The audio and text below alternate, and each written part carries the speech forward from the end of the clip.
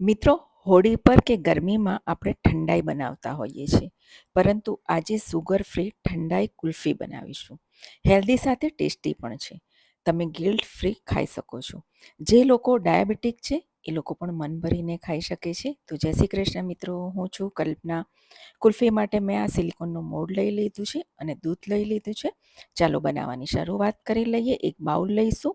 એમાં મેં અહીં 1 કપ મખાના લીધા છે, 6 ખજૂર બિયા કાઢીને લઈ લીધા છે, 8થી 10 કાજુ અને 7 બદામને આપણે ધોઈને એના છોણા કાઢી લીધા છે, 8થી 10 પિસ્તા લીધા છે, 1 મોટી ચમચી મગજતરીના બી, 1 મોટી ચમચી વલિયારી અને 4 એલચી અને 5થી 6 મરીના દાણા લીધા છે, 1 મોટી ચમચી ગુલાબની સૂકી પાંદડી અને થોડું કેસર નાખીશું અને 1 મોટો કપ દૂધ ગરમ કરીને નાખીશું અને એને મિક્સ કરી અને આપણે અડધો કલાક એને પલળવા રાખવાનું છે.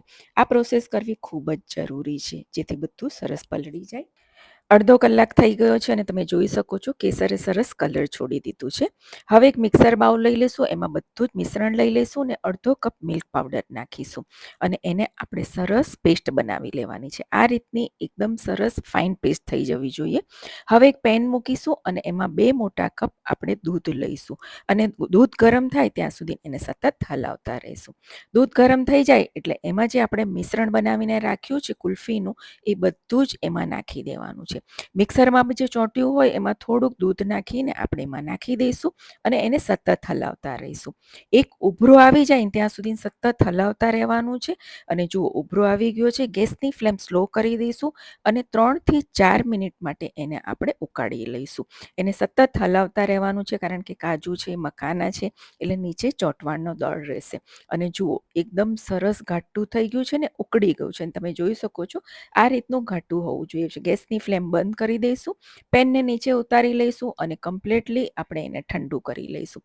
મિશ્રણ ઠંડુ થઈ ગયું છે. હવે મેં કુલ્ફીને જમાવવા માટે આ સિલિકોનનું મોલ્ડ લઈ લીધું છે. તમારી પાસે એલ્યુમિનિયમના હોય અથવા તમારી પાસે યુઝ એન્ડ થ્રોના ગ્લાસ હોય ને તો એમાં પણ કરી શકો છો. સ્ટીકને આપણે આ રીતે સેટ કરી લઈશું અને બધા જ મોલ્ડમાં આપણે જે મિશ્રણ બનાવીને રાખ્યું છે ને એ સેટ કરી દઈશું.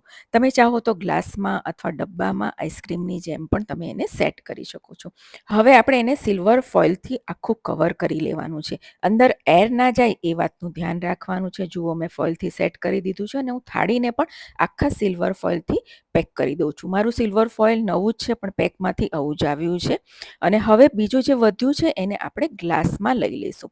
જે રીતે આપણે માણેક ચોકમાં રોલ કટ આઈસ્ક્રીમ ખાઈએ છીએ ને કુલ્ફી, એવી રીતે જ બનશે. એને પણ સિલ્વર ફોઇલ લગાડીશું અને ફ્રીઝરમાં આપણે 8થી 10 કલાક અથવા ઓવરનાઇટ માટે એને ફ્રીઝ કરવા મૂકી દઈશું. જુઓ મિત્રો, બીજો દિવસ થઈ ગયો છે અને આપણી કુલ્ફી બરાબર જામી ગઈ છે અને હવે હું એને ફ્રીજમાંથી તમને કાઢીને બતાવું છું. સૌથી પહેલાં આપણે જે કુલ્ફી બનાવી છે એને ચેક કરી લઈએ. ફોઇલને કાઢી લઈશું અને તમે જોઈ શકો છો સરસ જામી ગઈ છે. અને સિલિકોનનું મોલ્ડ છે ને એટલે એકદમ ઇઝીલી તમારું જે આ કુલ્ફી છે કે તમે કેન્ડી કહી શકો છો એ નીકળી જશે. અને જુઓ, પરફેક્ટ એકદમ બની છે, કલર પણ સરસ આવ્યો છે. હવે એને આપણે સર્વ કરી લઈશું. સર્વ કર્યા બાદ એના પર પિસ્તા અને ગુલાબની પાંદડીથી ગાર્નિશ કરીશું અને જુઓ એકદમ હેલ્ધી અને ટેસ્ટી આપણી કુલ્ફી બનીને રેડી થઈ ગઈ છે. હવે જે ગ્લાસમાં આપણે સેટ કરી હતી ને એને પણ અનમોલ્ડ કરીને કટ કરીને ગાર્નિશ કરીને સર્વ કરીશું. મિત્રો, ઉનાળામાં બાળકો વારંવાર કુલ્ફી કે આઈસ્ક્રીમ માંગતા હોય છે, તો એને આ રીતે તમે હેલ્ધી બનાવીને ખવડાવશો તો નુકસાન પણ નહીં કરે. જે લોકો ડાયાબિટીસવાળા છે, જે લોકો ડાયટ કરે છે, એ લોકો પણ ગિલ્ટ ફ્રી ખાઈ શકે છે. ઠંડાઈ ફ્લેવરની જગ્યા પર તમે કોઈ પણ બીજી ફ્લેવરની પણ બનાવી શકો છો અને હેલ્ધી અને ટેસ્ટી છે.